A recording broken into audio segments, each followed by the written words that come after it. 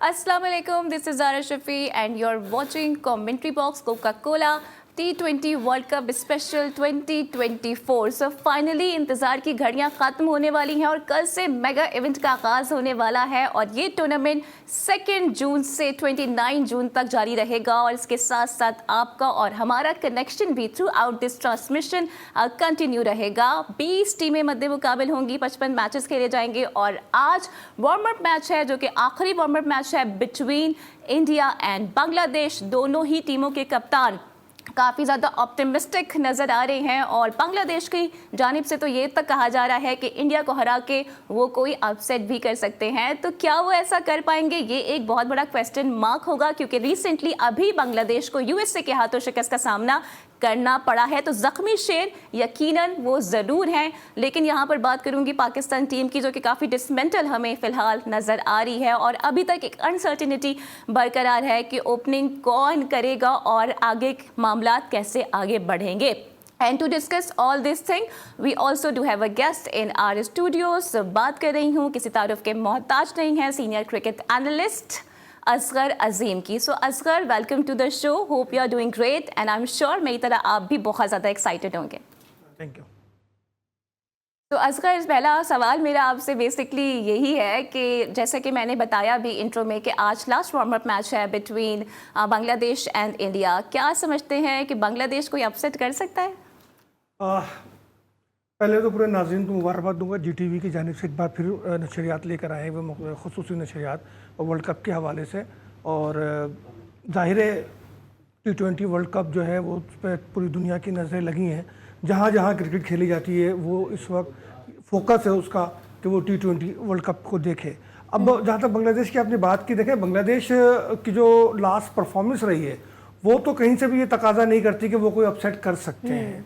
और ख़ासकर जो अमेरिका जाने से पहले उनके कप्तान ने बयान दिया था कि अमेरिका उसके साथ खेलना या वहाँ जो जाकर हम जो परफॉर्मेंस होगी वो बहुत बड़ा अपसेट करेंगे। तो जो लास्ट सीरीज़ उन्होंने की थी उसमें उनको शिकस्त का सामना करना पड़ा और जिसके बाद पूरी जो फिर इंडिया अमेरिका से जब उनको शिकस्त हुई तो बांग्लादेश का माहौल ही चेंज हो गया और वहाँ पे लोगों ने ये बातें करना शुरू कर दी कि क्या बांग्लादेश में क्रिकेट खत्म हो गई है। लेकिन सोशल मीडिया पर एक अलग ही हाइप हम देख रहे हैं और ये कहा जा रहा है कि अपसेट होगा क्योंकि बांग्लादेश काफ़ी ऑप्टिमिस्टिक है। वो कह रहे हैं कि ग्राउंड बड़ा खूबसूरत है और हम यहाँ खेलने के लिए बेताब हैं। देखिए, ग्राउंड तो नो डाउट इंफ्रास्ट्रक्चर पर बड़ा काम किया है अमेरिका में और उनके जो 3 सेंटर हैं वो सेंटर बहुत अच्छे हैं।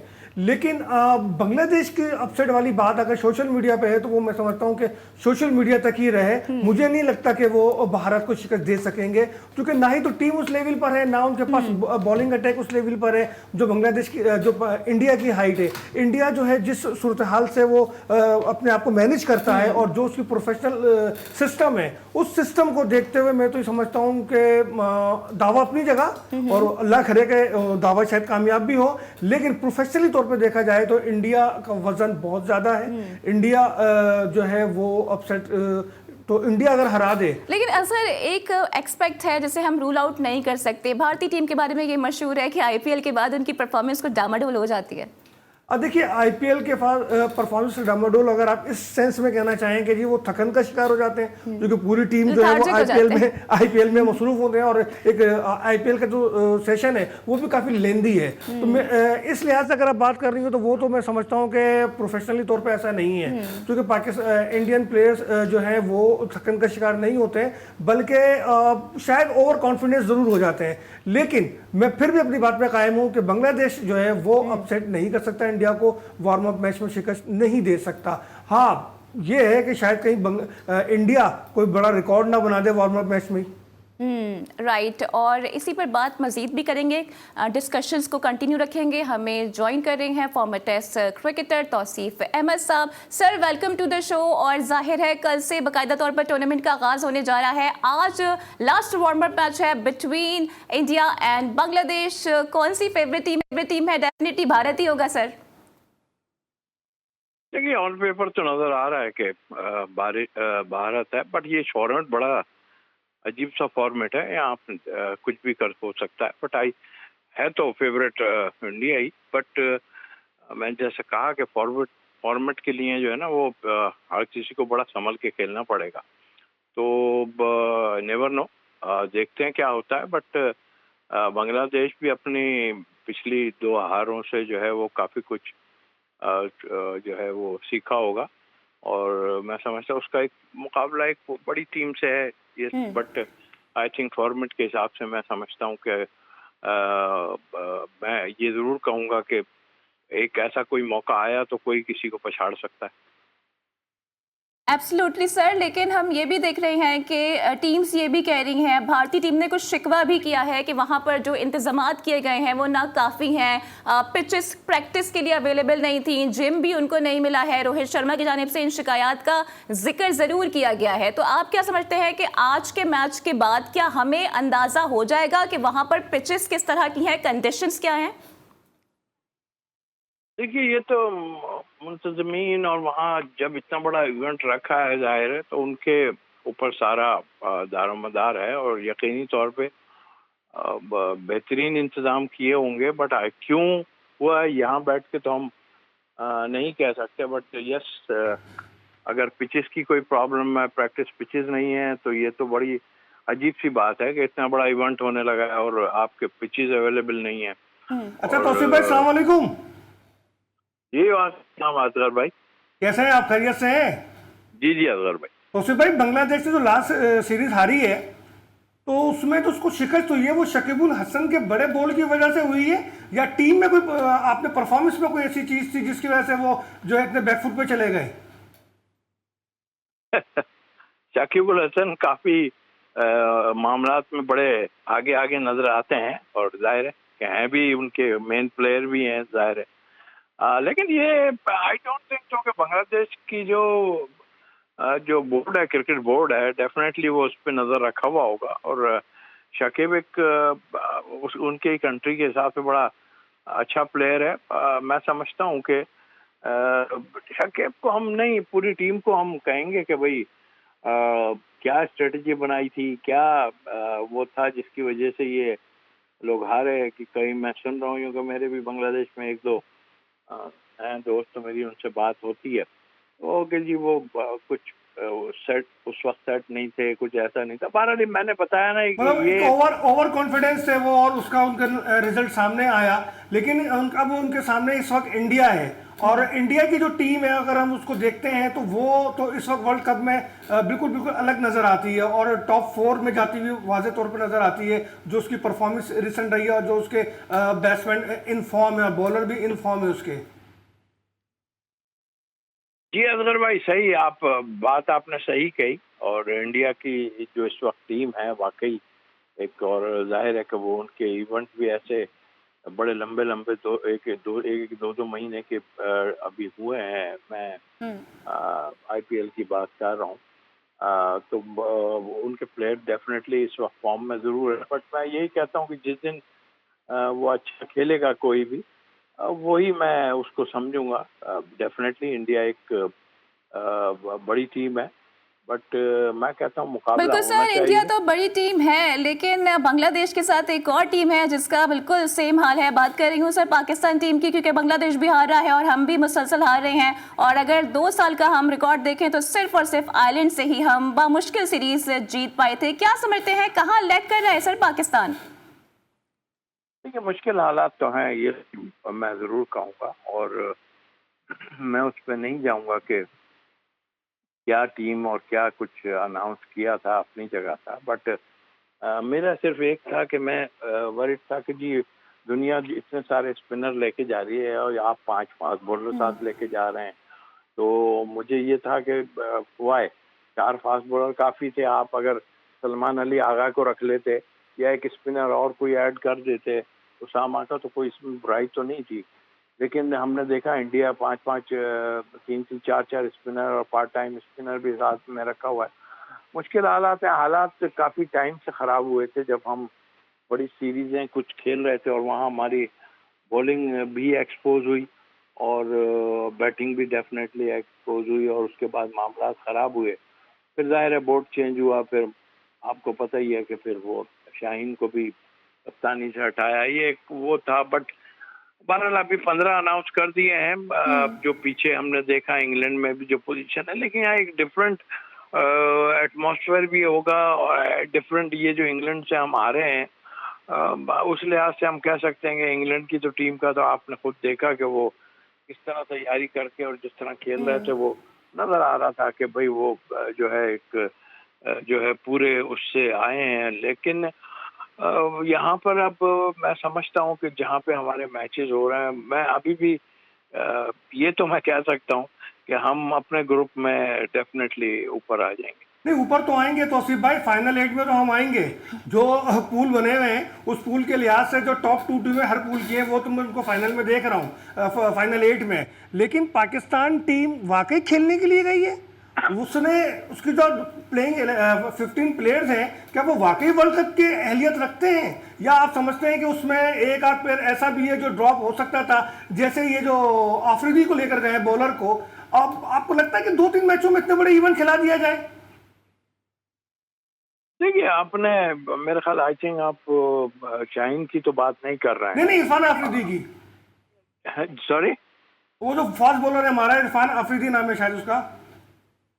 जी, आप किसकी बात कर रहे हैं? फास्ट बॉलर की। अब्बास आफरीदी। अब्बास आफरीदी। आवाज नहीं, आई थिंक मैं तो अभी आपको कहूंगा कि मैं अभी इसी पे आ रहा था कि मैं जब 4 फास्ट बॉलर की बात कर रहा था, मैं 4 फास्ट बॉलर में अब्बास आफरीदी को भी रख रहा था। मैंने उसको देखी है बॉलिंग, वो वेरिएशन के साथ, यंग बच्चा है, बट आई थिंक मुझे लेकिन तजर्बा बहुत मायने रखता है तौसीफ भाई।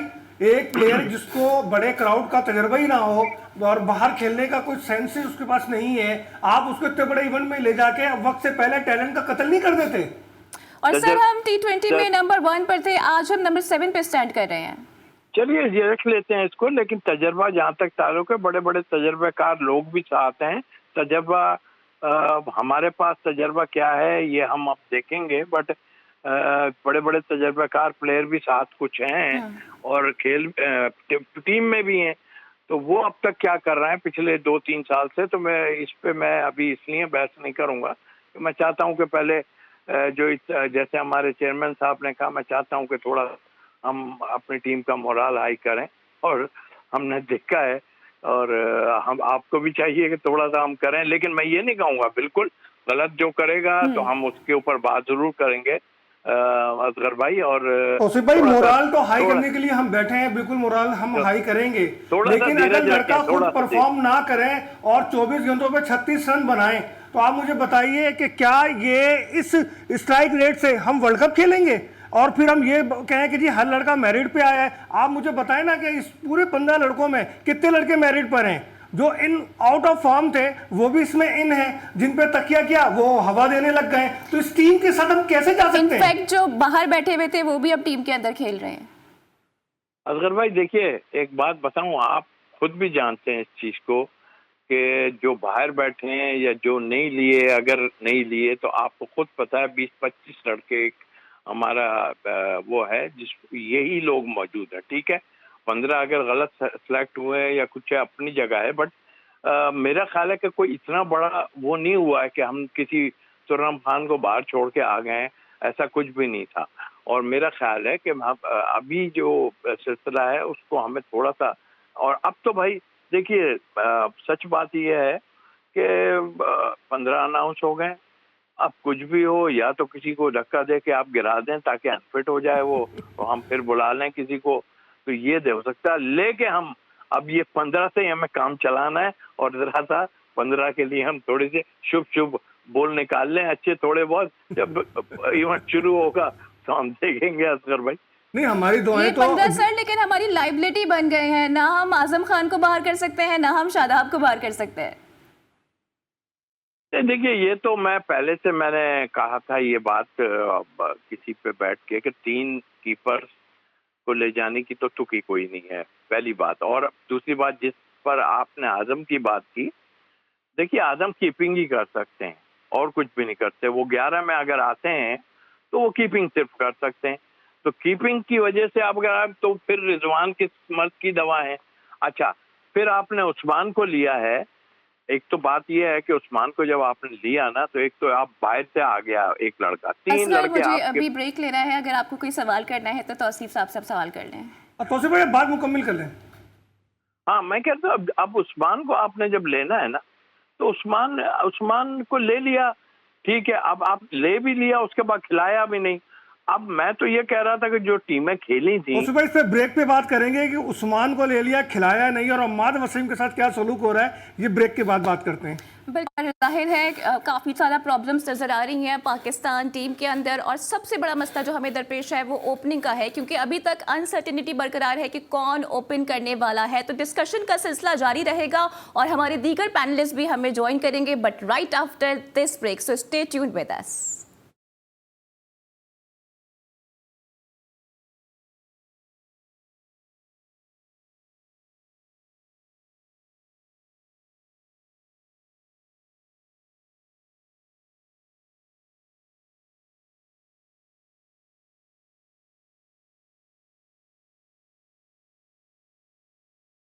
Welcome back to Coca Cola commentary box T20 world cup special 2024। और ब्रेक से पहले हमारे डिस्कशन का सिलसिला जारी था और हमारे साथ मौजूद थे असगर अजीम और तौसीफ अहमद साहब। Now I am joined by another panelist और बात कर रही हूँ मैं एस्ट्रोलॉजर इरफान कामिल साहब की, जो किसी तारुफ के मोहताज नहीं है। Sir welcome to the show. और मेरा पहला आपसे सवाल यही है कि आज जैसे कि वार्म अप मैच है, क्या मैं पूछूँ इस बारे में? I think India he favourite होगा, वैसे आपकी क्या प्रेडिक्शंस हैं?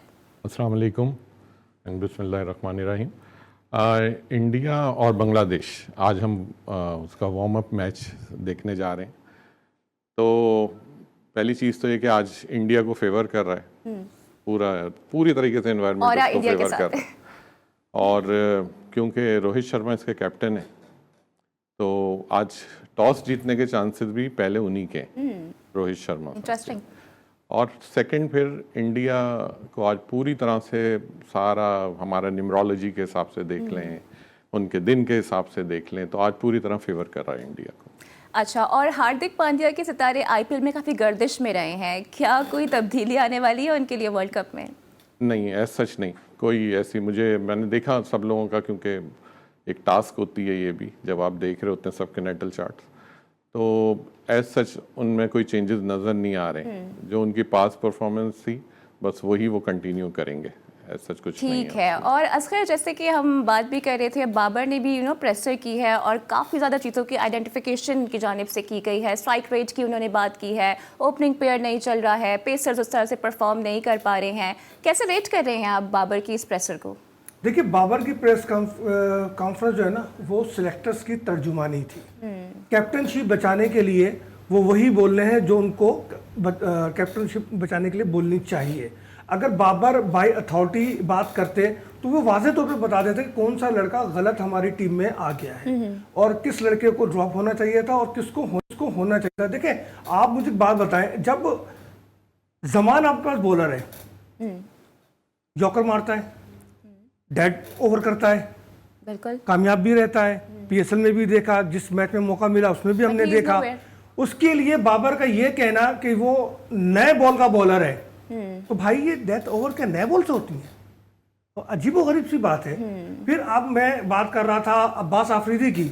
अब्बास आफरीदी को तजर्बा नहीं है, तो उसको खिलाकर आप क्यों जाया करें, क्यों या फिर वो बेंच पे बैठा रहे, आप उसको नहीं कर सकते। फिर जो हमारे स्पिनर हैं हारिस, क्या नाम है इनका, शादाब। अब शादाब को देख लें कि वो ना बॉलिंग के रहे ना बैटिंग के रहे, तो बाबर को इन चीज़ों की निशानदेही करना चाहिए कि भाई इन लड़कों के साथ क्या प्रॉब्लम हो गई है, ये क्यों परफॉर्म नहीं कर पा रहे। जो लड़के आयरलैंड के खिलाफ परफॉर्म नहीं कर पा रहे, जो प्लेयर इंग्लैंड के खिलाफ परफॉर्म नहीं कर पा रहे, उनकी असल में टेक्निकली प्रॉब्लम क्या हो गई है। टीम के साथ 12 से ज्यादा जो है वो स्टाफ है, हेड मैनेजर है, हेड कोच है, डिप्टी कोच है। ये तो हमारा अलमिया रहा है ना कि हम बार बार उन्हीं प्लेयर्स को मौके देते रहते हैं। एक अगर परफॉर्मेंस वो दे देते हैं तो अगले 19 मैचेस तक उनकी जगह पक्की हो जाती है। देखिए, इवेंट को संजीदा लेने की जरूरत है। इंग्लैंड ने अपने मैचेस को संजीदा लिया, गो के 2 मैच हुए, दोनों हम हार गए, 2 बारिश की नजर हो गए, लेकिन उसने अपने इन मैचेस को संजीदा लिया और आईपीएल से प्लेयर वापस बुला लिए कि भाई आ जाओ, हमें वर्ल्ड कप की तैयारी करनी है। हालांकि वहां पे तनकीद भी हुई कि आईपीएल में अगर खेलते रहते तो ज्यादा बेहतर तैयारी होती, तो उसके बोर्ड ने कहा नहीं, ऐसा नहीं है, जो इंटरनेशनल इवेंट है उसका प्रेशर अलग होता है, उसकी थिंकिंग अलग होती है, लिहाजा आप लोग वापस आ जाएं। तो ये तो हमारे प्लेयर्स को समझना होगा ना कि फ्रेंचाइज क्रिकेट अलग होती है, इंटरनेशनल क्रिकेट अलग होती है। सर कामिल साहब, मेरा आपसे सवाल ये है कि बाबर के सितारे क्या कह रहे हैं? क्या बाबर के सितारे गर्दिश में हैं या बाबर कोई सेंचुरी वगैरह हमें स्कोर करके दिखाएंगे? हम ये देखना हमें नसीब होगा? देखें, एक तो पहले मैं बताऊं आपको कि आज हम, क्योंकि फर्स्ट सेशन हमने इसका स्टार्ट किया है फॉर वर्ल्ड कप T20, तो ये मैं आपको बताऊं कि हर चीज़ के अंदर एक लक टिगलिंग एक फैक्टर ज़रूर इन्वॉल्व होता है। और हम क्रिकेट को भी कहते हैं कि लक के ऊपर ये गेम आ जाता है। कई दफ़ा आप कहते हैं आप पता नहीं, आप देखें आप लक काम करेगी, यही हो रहा होता है ना, ज़्यादातर परफॉर्मेंसेज होती हैं। अच्छा, फिर ऐसा क्यों होता है कि एक ड्यूरेशन के अंदर, अभी आप देखें PSL 9 गुजरा है, मैंने PSL 9 को पूरा कवर किया था। PSL 9 के अंदर अपने आजम खान चल रहे थे, ठीक है, इमाद वसीम चल रहे थे। आखिर ऐसा क्यों हो रहा था? इट मीन्स के हर इंडिविजुअल प्लेयर की लक काउंट करती है। अच्छा, बिल्कुल ऐसे ही है कि जब आप अपने ना एक साइज की शर्ट भी आप अपने साइज की पहनते हैं, शूज भी आप अपने, तो हर शूज का एक नंबर है, हर शर्ट का एक नंबर है। एग्जैक्टली बिल्कुल इसी तरीके से आखिर ये प्लेयर्स जो अपने जो टी शर्ट्स वेयर करते हैं उसके ऊपर एक नंबर होता है। ये नंबर क्यों होता है? बगैर नंबर के पहन लें टी शर्ट्स को। लेकिन एक चीज न्यूमरोलॉजी, जब हम इसके ऊपर बात करते हैं, मैं अपनी फील्ड से रिलेट करूंगा इसको, इंडिया के अंदर ये चीज बहुत ज्यादा काउंट करती है। मैं उनके प्लेयर्स को बहुत गहरा ऑब्जर्व करता हूं उनके, अब वो किसी से जाहिर सी बात है कोई ना कोई उसकी कंसल्टेंसी लेते होंगे, कुछ करते होंगे, लेकिन ये मैं आपको बता दूं कि इस वक्त के हिसाब से, क्योंकि आपने बाबर आजम का एक क्वेश्चन किया है, बाबर आजम के लिए टाइम ड्यूरेशन अच्छी नहीं है। तो ठीक है, आप ये कह रहे हैं कि इंडिया न्यूमरोलॉजी पे काफी ज्यादा फेथ रखता है। जैसे आपको मैं बता रहा हूँ कि जो लोग जिनके आप समझें कि आप वैसी आप देखना चाहेंगे परफॉर्मेंस, शायद वैसी नहीं देख पाएंगे आप, क्योंकि वो टाइम फैक्टर बहुत ज्यादा इन्वॉल्व होता है इन चीजों के अंदर। हाँ, अभी अगर आप मैच वाइज अगर एक टीम कॉम्बिनेशन बना लेते हैं, अगर मैं अपने हिसाब से बताऊंगा तो हाँ, ये एक टीम कॉम्बिनेशन होना चाहिए। जैसे 6 को एक मैच हो रहा है आपका, पाकिस्तान एंड USA का मैच हो रहा है 6 लेकिन ये तो बता देना कि बाबर के सितारे गर्दिश में है कि नहीं? बिल्कुल है। बिल्कुल है, विदाउट एनी डाउट है, गर्दिश में है। ये तो ये सही कह रहे हैं, बिल्कुल। लेकिन आप मुझे एक बात बताएं कि क्या USA के बीच, चूंकि अभी हम वेस्ट इंडीज नहीं जा रहे, ये बयान भी तो आया है ना कि वेस्ट इंडीज की कंडीशन से आगाह है और अमेरिका की जो पिचेज है उससे आगाह नहीं है। भाई, अमेरिका की जो पिचेज है वो अमेरिकन ने तो नहीं बनाई, वो पिचेज किसने बनाई? वही ओवरसीज पाकिस्तानी और इंडियंस ने वो पिचें बनाई हैं, जिन्होंने, जो पाकिस्तान और इंडिया में काम करते हैं। इट्स मीन कि वो पिचें वैसे ही हैं होंगी तकरीबन जो इंडिया और पाकिस्तान की पिचें हैं। हाई स्कोरर पिचेज हैं और वहां पे आपको मैचेस स्कोर करना होगा। बाबर आजम को टीम को लीड करना होगा और उसको ये देखना होगा कि मैं किस बैटिंग ऑर्डर के साथ इस टीम के खिलाफ जाऊं। अब अगर वो जूनियर टीमें हैं, देखिए हर पूल में जूनियर टीमें हैं, उन बेबी टीमों के खिलाफ अगर आप बना लें तो फिर आप क्या करेंगे? बिल्कुल ऐसे ही है। और इरफान कामिल साहब ने तो बाबर को पहले ही बचा लिया है। कल को वो ये कह सकते थे कि मेरे सितारे तो गर्दिश में हैं और इस वजह से मैं परफॉर्म नहीं कर पाया। बड़ा सा क्रिकेट का थोड़ा पैसिव साइड व्यूअर हूं।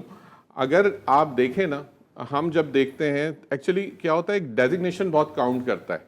2 डेजिग्नेशन होते हैं क्रिकेट के अंदर, या तो आप कैप्टन होंगे या प्लेयर होंगे। अच्छा, बाबर आजम जब तक प्लेयर का डेजिग्नेशन उनके साथ अटैच था, उनकी लक बहुत जबरदस्त थी। और इवन देन अभी भी अगर वो प्लेयर हो गए ना, सिर्फ उनकी परफॉर्मेंस दोबारा रिगेन हो जाएगी। लेकिन जो कैप्टन जब आ जाता है तो कैप्टन एक डेजिग्नेशन है।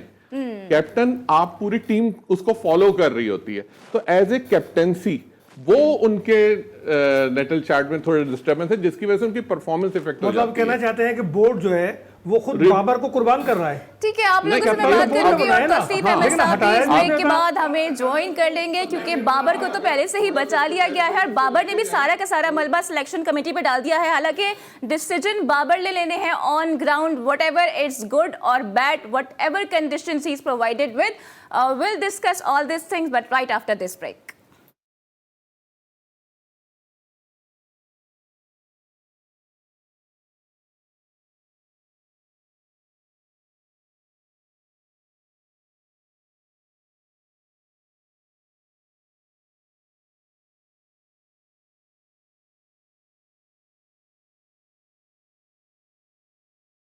So welcome back to the Coca-Cola commentary box T20 world cup special 2024 और जैसा कि हम डिस्कशन भी कर रहे थे और बाबर आजम की कैप्टनसी पर सवालात माजी में भी उठते रहे हैं और अब भी उठ रहे हैं। इस पर मजीद भी बात कर लेते हैं। तौसीफ अहमद साहब हमारे साथ मौजूद हैं। सर फरमाइएगा कि क्या आप सूरत हाल देख रहे हैं, क्योंकि हमने बड़ी कोशिशें की कि एक नया कॉम्बिनेशन बन जाए और हमें ओपनिंग जो हमारा पेयर है वो चेंज हो जाए, लेकिन तमाम तर कोशिशें नाकाम हुई और एक बार फिर से हमने रिज और बाबर पर ही इक्तिफा किया है। देखिए आपने सही, जब टीम हारती है ना तो जाहिर है कि मलबा तो सारा डाल दिया जाता है और जाहिर है कप्तान पे अब मलबा डला हुआ है और उसके बाद नंबर आता है सिलेक्शन कमेटी का। जी इन्होंने किया, भाई सिलेक्शन कमेटी तो आपको चांस दे रही थी तो फिर आप करके दें। और अच्छा आपने अब टीम की बात की कि वो अब यही दोनों आने थे और पहले भी मैं इस बात पे बिल्कुल वो था कि ये दोनों ही ओपन आने हैं। तो बिल्कुल फेयर चांस मिला है साइम अयूब को, अच्छा बड़ा चांस मिला है। अनफॉर्चुनेटली अच्छे प्लेयर हैं बट नहीं कर सके। अब वो जब नहीं कर सके, ये बहुत पुरानी कहानी है एक्चुअल। हम पहले ये जो कॉम्बिनेशन बनाने की हम बात कर रहे हैं ना, कॉम्बिनेशन कोई बिल्कुल इवेंट शुरू होता है तो कॉम्बिनेशन नहीं बनाता है आदमी। कॉम्बिनेशन कहाँ बन रहा है, आप ट्राई करें कई जगहों पे कि मसलन कि कोई हल्की सीरीज आ रही है, जैसे आप जिम्बाब्वे की बात कर रहे हैं। मैं आज की बात नहीं करना क्योंकि मैं तो सिलेक्शन कमेटी में रहा हूं। हम जब कहते थे यार लड़के कुछ जो है वो ट्राई कर लो, मगर कोई तैयारी नहीं होता था, क्योंकि हमारे कप्तान जो है ना वो कप्तान ही जो है, हम हमारी पाकिस्तान की टीम को कप्तान के उस पर ज्यादा किया जाता है। सिलेक्शन कमेटी होती है, कोच होता है, सब होता है। तौसीफ भाई मसला ये है पाकिस्तान का, तो आप भी जानते हैं माशाल्लाह आपने पाकिस्तान के लिए खेला है और बहुत शानदार आपकी कारकर्दगी भी रही है। लेकिन मुझे ये बताइए कि वो दिन कब आएगा जब हम 1 साल 2 साल पहले वर्ल्ड कप की तैयारी करें। वर्ल्ड कप कोई सा भी हो, चैंपियंस ट्रॉफी हो, हम तो 2 महीने पहले तैयारी करते हैं और ये कहते हैं कि जी आइंदा हम इन गलतियों से सीख लेंगे। 15 रन हमने कम बनाए और वो कैच ना छूटता तो हम जीत जाते। और भाई इन चीज़ों से कब निकलेंगे तौसीफ भाई? अभी जो आप कह रहे हैं कि ओपनिंग पेयर हमें जो है छोटी टीमों के सामने हमें ट्राई करना चाहिए था, तो मेरे भाई आयरलैंड भी तो छोटी ही टीम थी, वो कोई बड़ी टीम तो नहीं थी, उसने भी तो हमें मार दिया। तो ट्राई किया ना आपने, और फिर जहाँ कब आएगा ये टाइम, आप ये कामिल साहब खड़े हैं ना, देखें कामिल साहब ज्यादा बेहतर बता सकते हैं कि जो है ना ये कब आएगा टाइम। हम तो ये बता सकते हैं भाई ऐसा है ऐसा है। कामिल साहब बताएंगे और कामिल साहब का एड्रेस मत दीजिएगा, मतलब आप जो है कामिल साहब को जो है बोल्ड करने में लगे हुए। नहीं मैं हमेशा एड्रेस मत दीजिए पब्लिक को, वरना बड़ी मुश्किलात आ जाएंगी। अल्लाह करे इंशाल्लाह अच्छी सब बातें, जाहिर है अपने हिसाब से सारी चीजें बताते हैं। आई थिंक नहीं, असल चीज़ ये होती तौसीफ भाई, मैं हमेशा लोगों को समझाता हूँ। हमने एक PSL 8 पे भी यही सारी बातें हुई थी, उस वक्त भी हमने सारी इन्हीं चीज़ों को डिस्कस किया था कि देखें हर चीज़ के साथ ना, ठीक है सबका एक अपना अपना एक्सपीरियंस है, अपनी अपनी एक फील्ड है, तो हम भी अगर अपनी एक फील्ड के हिसाब से बात करते हैं तो थोड़ा उसको कंसीडर करना चाहिए। कम से कम एटलीस्ट उस प्लेयर को ज़रूर करना चाहिए कि अच्छा ऐसा क्या हो रहा है, मेरी परफॉर्मेंस में ऐसा क्या हो गया। सरफराज की परफॉर्मेंस कितनी ज़बरदस्त थी और एक वक्त में आके क्या हो गया था सरफराज। तो इसका मतलब एक टाइम ड्यूरेशन या एक टाइम ज़रूर मैटर करता है हर शख्स की ज़िंदगी के अंदर, और मैं हमेशा इसी चीज़ को डिस्कस करता हूँ। अनफॉर्चुनेटली हमेशा इंडिया इन चीज़ों में बहुत आगे होता है और मैं अब उनको कहूँ कि वो लोग शायद इस इल्म से इस्तेफादा भी हासिल करते हैं। मैं जब भी देख रहा होता हूँ मुझे उनके मैचेस, उनके दिन, उनकी हर चीज बड़ी कैलकुलेटेड नजर आती है। ऐसा क्यों है मुझे नहीं समझ में आता। हो सकता है बिहाइंड इसके कोई और चीज हो, बट मुझे हमेशा ऐसा नजर आता है वो लोग अपनी हर चीज बहुत अलाइन करके, उनके प्लेयर्स, उनकी टीम फॉर्मेशन, उनके इवन देन मैं आपको बताऊं कि कभी इसको डिस्कस करने का मौका हुआ उनके प्लेयर्स के बिल्कुल जो ऐसा ही है शर्ट के और ऊपर भारतीय नंबर टीम बहुत अच्छा परफॉर्मेंस का मुजाहिरा करती भी आई है और देखना है हमें कि कंडीशन से वो कितने हम आहंग होते हैं, बिकॉज वो भी कुछ ऐसे ही शिकवे करते हुए नजर आ रही हैं। तौसीफ अहमद साहब हमारे साथ मौजूद थे। सर बहुत शुक्रिया आपके वक्त के लिए। और असगर जैसे कि तौसीफ साहब भी कह रहे हैं और आपने भी कहा कि हमने इतने कॉम्बिनेशन आजमाए हैं लेकिन उसके बावजूद भी इन दी एंड हम फेल ही हुए हैं, बेशक वो आयरलैंड के खिलाफ ही क्यों ना हो। देखिए बात यह है कि हम जो कॉम्बिनेशन आजमा रहे हैं उस कॉम्बिनेशन को हम बेवक्त की रागनी कर रहे हैं। जब इवेंट सर पे आ जाए और एक जोड़ी आपको दुनिया की नंबर 1 जोड़ी बन रही है जिसने कई रिकॉर्ड हमने तोड़ दिए हैं, तो हमें उससे डिस्टर्ब नहीं करना चाहिए था। ये होता है वो माइंडसेट कि हमने इस इवेंट की तैयारी करनी है, हमने इस इवेंट को अचीव करना है। लेकिन हम उस इवेंट को डिस्टर्ब करते हैं, और डिस्टर्ब कैसे करते हैं कि कभी हम साइम को ओपनर भेज देते हैं, कभी हम फखर को ओपनर भेज देते हैं। तो ये सब चीज़ें नहीं होनी चाहिए। लेकिन आपको नहीं लगता कि इसमें हमारे फॉर्मर क्रिकेटर्स का भी हाथ होता है? क्योंकि शोएब मलिक कह रहे हैं कि बाबर नंबर 3 पे खेले, रमीज राजा कह रहे हैं कि बाबर और इसको ओपन करना चाहिए। देखिए शोएब मलिक काबिल एहतराम है, पाकिस्तान की जानिब से सबसे ज़्यादा T20 खेलने का रिकॉर्ड वो रखते हैं, साबिक कप्तान है, उनकी अपनी ऑब्जर्वेशन होगी। लेकिन शोएब मलिक से कोई ये पूछे कि जब टीम वर्ल्ड कप खेलने जा रही है, इतना बड़ा इवेंट, वो कोई सीरीज खेलने तो नहीं जा रही, कोई 22 सीरीज तो नहीं खेल रही, वो जब वर्ल्ड कप खेलने जा रहे हैं तो भाई अपने सबसे मजबूत हथियारों को राइट टाइम पे राइट वक्त जो है पोजीशन पे इस्तेमाल करना चाहिए। तो हमारे पास ओपनिंग पेयर में कोई चॉइस नहीं है कि इस वक्त हम बाबर और रिजवान पे ही जो है डिपेंड करें। ठीक है, बाबर और रिजवान पे हमें डिपेंड करना पड़ेगा, ये हमारी मजबूरी है, लाइबिलिटी बन गई है। इरफान कामिल साहब ये फरमाइएगा कि आजम खान ने तो वैसे कसम खा ली है वेट तो वो कम नहीं करेंगे, लेकिन इस वेट के साथ आप क्या कहेंगे, उनके सितारे क्या कह रहे हैं? आजम खान, आप PSL 9 में आप आजम खान की वही आजम खान है जो आज खेल रहे थे, वही आजम खान PSL 9 में खेल रहे थे। PSL 9 में उनकी परफॉर्मेंस को क्या हुआ था? PSL 9 में इतना आउट क्लास परफॉर्म क्यों कर रहे थे? वही वेट था, वही सब कुछ था, क्योंकि उनके लिए वो टाइम बहुत जबरदस्त था। देखें, हर चीज के लिए मैं कह रहा हूँ, हर चीज का एक टाइम होता है। आप मॉर्निंग ब्रेकफास्ट आप डिनर पे नहीं करेंगे ना, डिनर आप मॉर्निंग ब्रेकफास्ट पे करेंगे। तो बिल्कुल ऐसे ही एग्जैक्टली आजम खान को भी इस वक्त एक उसी टाइम का सामना है, और कोशिश कर सकते हैं, दुआ कर सकते हैं कि ये चीज सेटल हो जाए। आजम थोड़ा सा जहनी तौर पर उसको एसेट होना है, उसको आयरलैंड, इंग्लैंड और न्यूजीलैंड और पाकिस्तान के फ़र्क को समझना है। जिस दिन वो ये फ़र्क समझेगा जब भी वो परफॉर्म अच्छा नहीं, मुझे लगता है कि आजम खान को ज़रूरत है फ्रेंचाइज क्रिकेट में और इंटरनेशनल क्रिकेट में फ़र्क करने की। तो लेट्स सी आज लास्ट वार्म अप मैच है, नतीजे क्या निकलते हैं, पाकिस्तान टीम किस तरह से इंप्रूव करेगी और क्या मामला पाकिस्तान टीम के रहेंगे, ये हमें 6 जून को डलिस में पता चल जाएगा। इसके साथ ही शो से फिलहाल इतना ही, कल आपसे फिर मुलाकात होगी, सेम टाइम सेम प्लेस। अपना बहुत ख्याल रखिएगा, टेक केयर, अल्लाह हाफिज़।